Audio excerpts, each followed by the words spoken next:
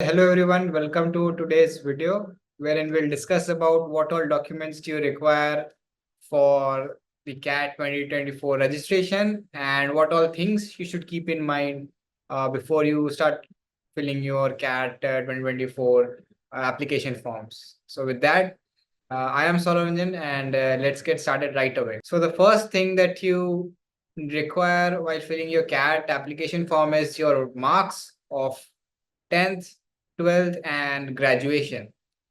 Most of you must have, definitely would have had appeared for your graduation exams. If not, then you need not worry. Whatever exams you have already completed and the scores that you have, you need to calculate your percentage, and that should be entered in the application form. And of course, 10th and 12 marks you must already have had. You do not need the documents per se, like to upload them on the portal, but you just need the scores.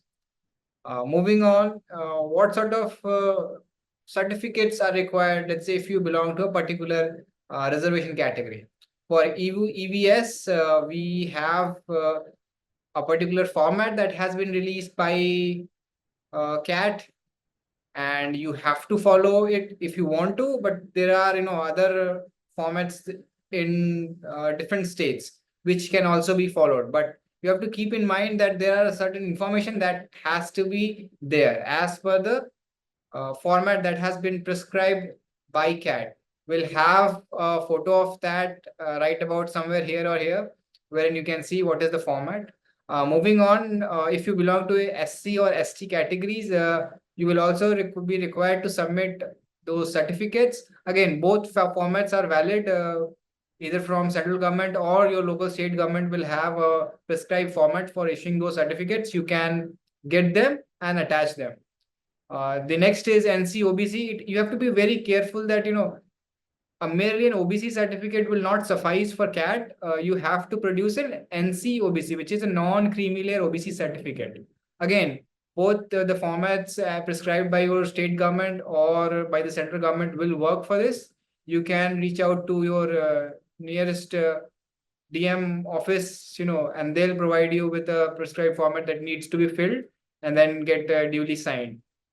Moving on, one thing that you should be very careful is the sign that has to go on these certificates.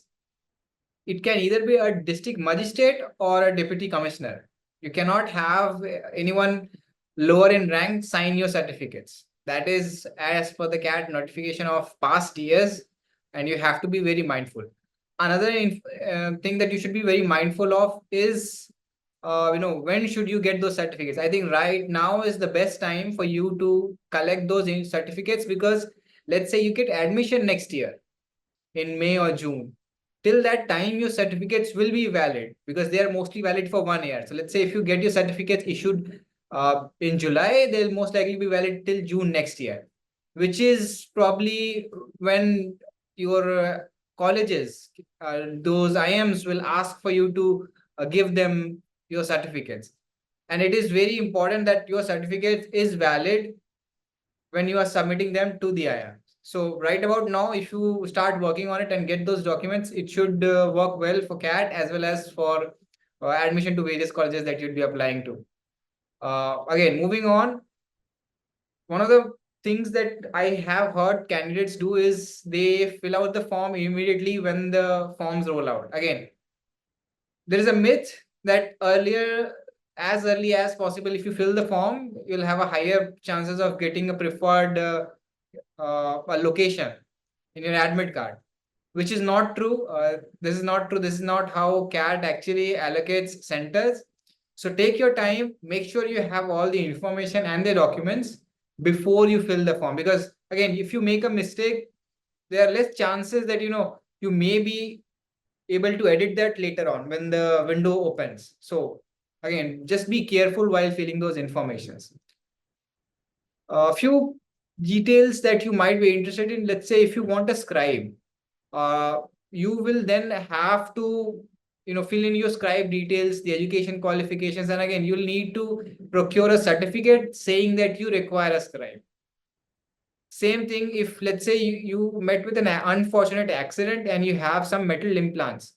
then also you'll be required to produce an evidence that you have had those implants in you, probably a card or some sort of medical proof. Otherwise, you will not be allowed to enter inside the center, after frisking. So please keep these things in mind. And if you have any questions or doubts or queries, you can write them in the comment box, and we'll definitely try and answer those in the comment section itself, or we'll, if we can, we'll make another video for you guys. Till then, take care and happy learning.